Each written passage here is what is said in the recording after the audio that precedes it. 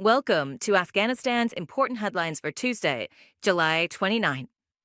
Yesterday, July 28th, was World Hepatitis Day. This disease, which is considered the second most dangerous disease in the world after tuberculosis, claims the lives of 1.3 million people annually worldwide, including in Afghanistan. Please pay attention to this special report on the subject. Hepatitis is a disease that is also known as jaundice. It is one of the deadly diseases that is more prevalent in Asia and Africa. Afghanistan is also one of the countries where cases of jaundice are high. Dr. Edwin Sinaiza Salvador, head of the World Health Organization office in Afghanistan, said last year on World Hepatitis Day that in the past decade, more than 100,000 people in Afghanistan have contracted jaundice. He emphasized prevention, early diagnosis, and prompt treatment. And who Afghanistan?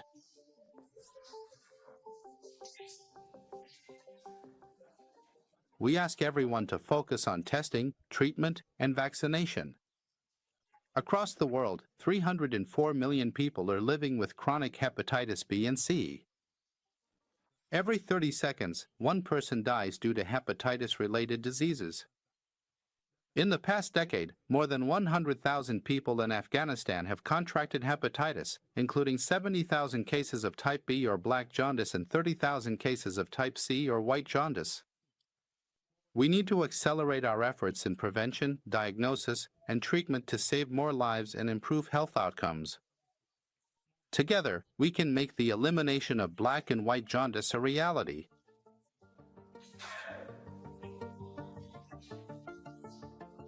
the lack of diagnostic and treatment centers, and the general public's lack of access to vaccination for black and white jaundice are considered major challenges for low-income people in Afghanistan. Although Maulawi Abdul Ali Haqqani, Deputy Minister for Health Services of the Taliban government, had previously stated that they are working to expand diagnostic and treatment centers at the provincial level. Currently, in 10 provinces of the country, the diagnosis of this disease is available. At present, diagnostic and identification centers for this disease exist in 14 provinces. In 8 provinces, treatment services for black and white jaundice are being provided. In the near future, we will witness the opening of treatment centers for this disease in hospitals in 10 other provinces. Hepatitis, or liver inflammation, is divided into 5 types: A, B, C, D, and E. Types B and C are also known as black and white jaundice. If these 2 types of jaundice are not treated in time, they can lead to liver cancer. It is said that hepatitis types A and E are usually transmitted through the consumption of contaminated food and water, while hepatitis B, C, and E are transmitted through contact with infected blood or secretions. Fatigue, vomiting, fever, and nausea are symptoms of liver inflammation or black jaundice. How has hepatitis B affected people's lives, and what symptoms do they notice in themselves before being diagnosed? We will get to know the life story of a man from Afghanistan who has struggled with hepatitis B. Get him up. You know, she cut him, broke him. NDR, Dov, Gov, Uma. Yes, there's the lorry. Because Epsilon Delta Alpha Pi Alpha Tau Zeta Rho Delta Alpha Pi Alpha Rho. Thank you. Beta Epsilon Rho Beta Eta Delta Rho Eta. Muro Iota Alpha. To Iota Sigma to Omega. Pyamicron Pakistan. AI. Vose Vio Pendiata La. K Syria Asim. Ola. 4. Yes, we see that on it. Dandana. Kaktabe ni Nipomnu. Ili Ethavut. Thank you. That we see a very long. Kappa iota tau alpha nu mu epsilon chi omicron lambda nu omega. Thank you, Kevin. Legamos K. In modo di SIA dare. Padari mamis vera. Ya Deutsch. Poratendra on recap. Yader Malkata Rico. Okay. Good. Mana Powere Mali. But, oh my. Makangera Michizora. Thank you. Widak typo. Jaka just musa. Siamo istituti de una tenante. A doc. Turgide. Thank you. Thank you. An Afghan migrant who was recently deported from Tajikistan claims that despite having legal documents, he was detained at his workplace and sent back to Afghanistan. According to interviews with 110 deportees, the International Organization for Migration reports that the pace of deportations from Tajikistan has increased. Please pay attention to our special report on this matter. Our deportation from Tajikistan was forced. After we left, our uncle kept our passports, but we ourselves were deported. They took our travel documents and we were deported. Forced deportation. Success. An Afghan who was recently expelled from Tajikistan to Afghanistan says that despite having legal documents, he was arrested at his workplace and then sent to Afghanistan. He, who is currently in Kabul and did not want his name mentioned in the report due to the sensitivity of the issue, said that his family remains in Tajikistan. We never expected this to happen. Even though we had official documents from the Tajik government and my family is still there. We are very unsettled. Now, here in Kabul, we have the same problem. We don't have a place to live. Houses are expensive and it's hard to find one. Right now, I'm staying at a relative's house and my family is cramped as well, so we're facing difficulties. Overall, there's no work in Kabul either. Even if you work, life just gets harder. Meanwhile, some Afghans living in Tajikistan say that the deportation of Afghans has recently intensified. One of them, who did not want his name mentioned in the report due to the sensitivity of the issue, agreed to speak on the condition that his voice be altered. In just the past 10 or 15 days, more than 3,000 or 4,000 people have left. They only want it to be around 3 or 4 in the morning, when it's still dark. They hand over their passports to security at the front. The driver is checked, his details are taken, and then they're told to go, head for the border. The little children were taken by the Afghans so they could call their families and have their families come for them. The International Organization for Migration, IOM, says that 1,081 people have returned from Tajikistan to Afghanistan in the past 10 days. On Monday, July 28th, the organization reported that 93% of these people who crossed through the Sher-Khan-Bandar border in Kunduz province between the 7th and 27th of July were forcibly deported from that country. IOM added that this report was prepared based on interviews with 110 returnees, most of whom had returned from Dushanbe, the capital of Tajikistan, and the Suft province of that country, and the majority of them intended to return to the provinces of Kabul, Balkh, Herat, and Baghlan. IOM added that 69% of the individuals said they had gone to Tajikistan for work or because they had lost their jobs in Afghanistan. 42% said they had traveled to another country, and 14% had gone to Tajikistan to visit family. It goes on to say that after reports emerged about the possible expulsion of Afghan migrants from Tajikistan, the International Organization for Migration stationed a team at Sher-Khan-Bandar in Kunduz province to monitor and record the movement of people. Through this, they have been observing the flow of individuals and collecting and analyzing information related to the crossing of migrants. Earlier, Kovar, the state news agency of Tajikistan, published a statement from the press center of the Border Forces of the State Committee for National Security on July 19th, saying that the expulsion of a number of Afghan citizens was carried out due to a series of violations they had committed. The mentioned violations include drug trafficking, promoting extremist ideologies, providing false documents and information to obtain asylum, violating immigration laws, holding citizenship of a third country, and using Tajikistan's territory as a transit route for drugs. These claims have been rejected by many Afghans residing in Tajikistan. An official from the media department of the Afghan embassy in Tajikistan, which is managed by Zahir Akbar, the ambassador of the deposed republic, has said that they have requested a halt to the deportation of Afghan migrants from Tajikistan and an extension of their stay, but have not received an official response from the Tajik government. According to information from the Afghan embassy in Tajikistan, about 13,000 Afghan refugees are registered in that country. While the forced return of Afghan refugees from Pakistan continues, the United Nations has warned that this trend may intensify in the coming months. According to OCHA statistics, from the beginning of this year until July 19th, more than 1.5 million Afghans have returned to their country, with over 1.2 million of them coming from Iran. More details in this report.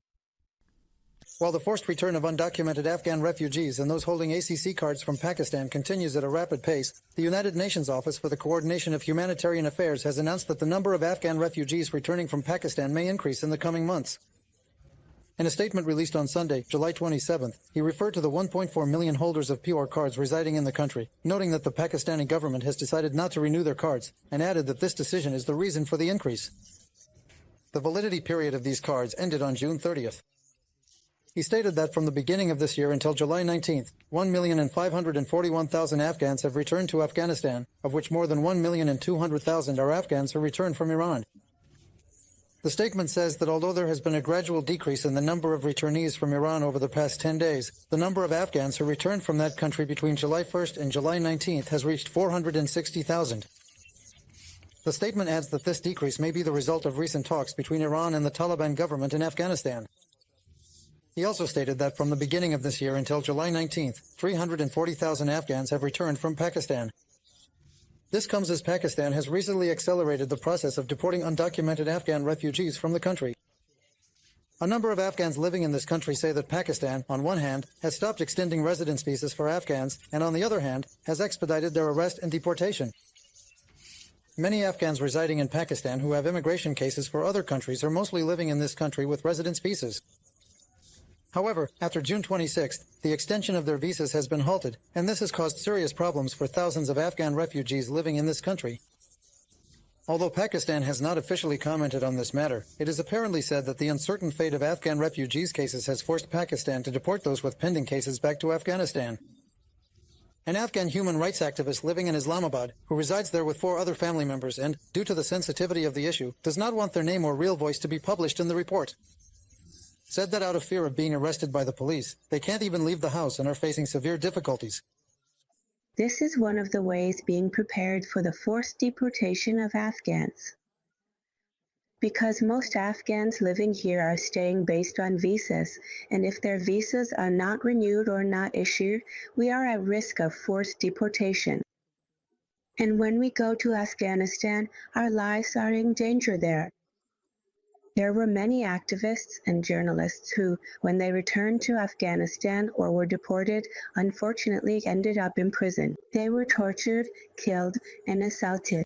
Another woman, who had been deported from Pakistan with her family of 6 the day before and is now in Turkmen, says that the police arrested her in Sector 11 of Islamabad while they were having their morning tea. She, who did not want her name to be revealed, said that her household belongings were left behind there, and after 2 days of detention, they were transferred to Turkmen. The door was open, and we were bent over under the house with a bundle of clothes in one hand. I said, "Okay, we'll be back in a bit," but he took us and kept us there for 2 nights. It was a place where, as they say, even a dog wouldn't want to live, let alone a person. They locked the door from the inside and from the outside. They kept us there for 2.5 days. Until 7 o'clock this morning. They kicked us out, and now it's been about 20 minutes since we left. We've moved a bit further from the border. We have no idea where to go. The kids are upset. No money, no clothes, no place, nothing at all. It turns out that most of those who get detained, if they pay the Pakistani police, they get released. But he said that those who can't pay are deported. Pakistan began the process of deporting Afghan refugees from the country in 2023. Although this decision by Pakistan has been widely condemned, Pakistan has repeatedly stated that undocumented Afghan refugees must return to their country. Nevertheless, many human rights organizations have expressed concern that among those returning, there are countless individuals whose lives are at risk in Afghanistan. The United Nations Assistance Mission in Afghanistan, UNAMA, has also stated in its latest report that some of those who have returned to Afghanistan have faced torture, mistreatment, unlawful detentions, and threats to their personal security under Taliban rule. Skilled Afghan workers complain about a lack of transparency in the process of being sent abroad, saying that this process is carried out based on personal connections and favoritism. They also claim that they face discrimination from Taliban government institutions and are told that if they did not participate in jihad in the past, they are not deserving of these opportunities. Stay tuned for our exclusive report on this topic. I went to Dubai, and I worked there for 2 or 3 years. There were a lot of hardships and difficulties. One of the residents of Khost province, a 40-year-old skilled worker, says that before the Taliban returned to power, he worked for years as a carpenter in the United Arab Emirates.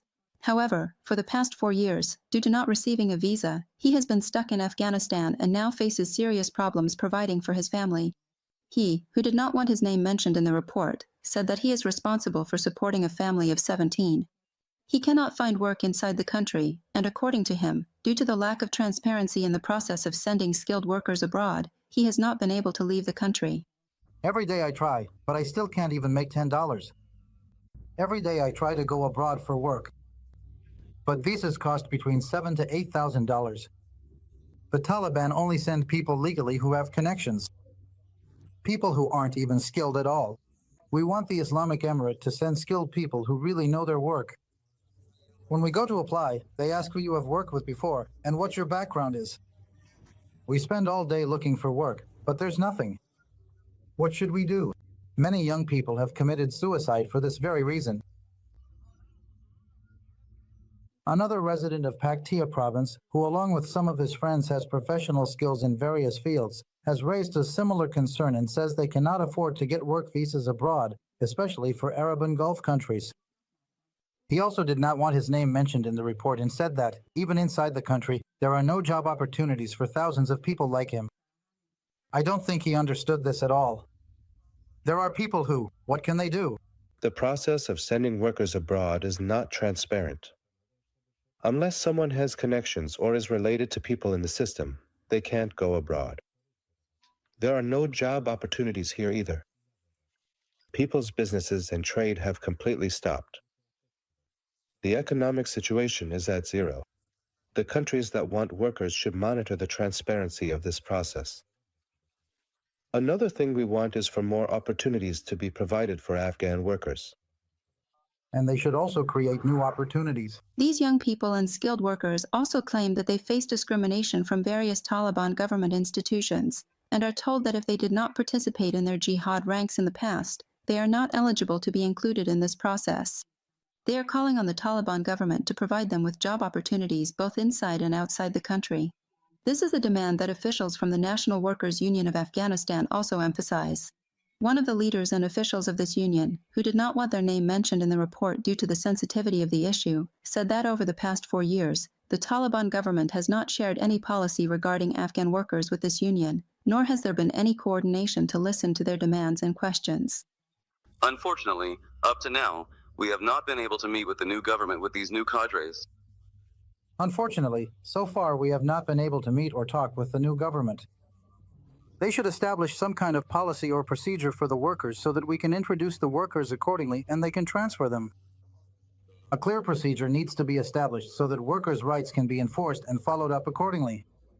But unfortunately, so far, no serious action has been taken in this regard, and our suggestions are not being heard. There is no transparent procedure in place to test the professional workers. For example, Navi, come here. Samiullah Ibrahimi, spokesperson for the Taliban's Ministry of Labor and Social Affairs, did not respond to questions regarding these claims and complaints. However, this ministry has recently announced that it has started the legal process of sending Afghan workers abroad and will send 2,000 Afghan workers to Qatar on July 28. The ministry also stated in a press release published on its X page on Sunday that, based on the agreement reached with Qatar, in the first phase, workers will be sent to Qatar to work in the fields of electrical energy, electric motor mechanics, milking, cooking, hospitality services, and cleaning. According to the press release, the registration of skilled workers for the purpose of sending them abroad is also set to begin on the 7th of Assad in different zones and provinces of the country through designated addresses. In another press release, the Taliban's Ministry of Labor and Social Affairs also stated that during a meeting between Abdul Manan Omari, the acting head of the ministry, and Ali Reza Beghali, the acting head of Iran's embassy in Kabul, the Iranian side expressed Tehran's interest in exchanging labor with Kabul. so that job opportunities could be created for skilled Afghan workers in the Iranian market and for skilled Iranian workers in the Afghan market. It is worth noting that previously, the International Labor Organization, other United Nations-affiliated agencies, as well as many people inside Afghanistan, have published reports on the high unemployment rate in the country and have stated that this situation is getting worse by the day. At the end of the news.